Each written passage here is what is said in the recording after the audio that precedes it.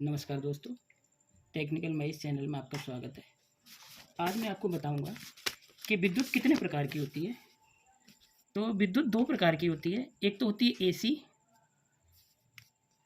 AC का मतलब होता है अल्टरनेटिव करंट, और दूसरा होती है डीसी, जिसको हम डायरेक्ट करंट बोलते हैं।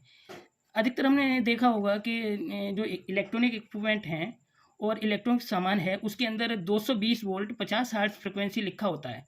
इसका मतलब क्या होता है? इसका मतलब होता है कि जो हमारा एसी है, एसी का मतलब अल्टरनेटिव करंट। अल्टरनेटिव करंट मतलब ये इस हिसाब से काम करता है, ये इस तरीके से काम करता है, और इसका मतलब है कि 1 सेकंड के अंदर 50 बार लाइट आती है, 50 बार जाती है। इस प्रक्रिया को ही हम 50 हर्ट्ज फ्रिक्वेंसी कहते हैं। और ये प्रक्रिया इतनी जल्दी होती है कि 1 सेकंड के अंदर 50 बार आना और 50 बार जाना, तो हमें पता नहीं लगता। और अगर ये फ्रिक्वेंसी बढ़ जाती है तो हमारे जो इक्विपमेंट हैं, जैसे पंखा है, ट्यूब है, इनमें दिक्कत आ जाती है। इसका मतलब अगर 60 से फ्रिक्वेंसी होगी तो 1 सेकंड के अंदर 60 बार आना, 60 बार जाना, या 40 होगी तो 1 सेकंड के अंदर 40 बार जाएगी, 40 बार आएगी। तो ये प्रक्रिया इतनी जल्दी होती है कि हमें महसूस नहीं होती।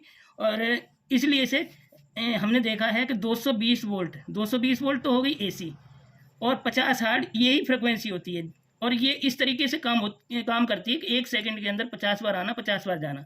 जब हम इस विद्युत के तार को पकड़ते हैं तो उसमें हमें झटका मारती है। झटका मारने का मतलब है कि 1 सेकंड के अंदर 50 बार आई। जब बिजली आ रही होती है तो हमें पकड़ती है, और जब जा रही होती है तो हमें छोड़ती है। ये प्रक्रिया चलती रहती है, इसलिए हमें ये मतलब पकड़ती है छोड़ती है, ये पकड़ती छोड़ती, ये चलता रहता है। लेकिन डीसी करंट में ऐसा नहीं है। डीसी करंट का मतलब है कि डीसी करंट डायरेक्ट काम करता है, इसके बीच में कोई फ्रिक्वेंसी नहीं बनती।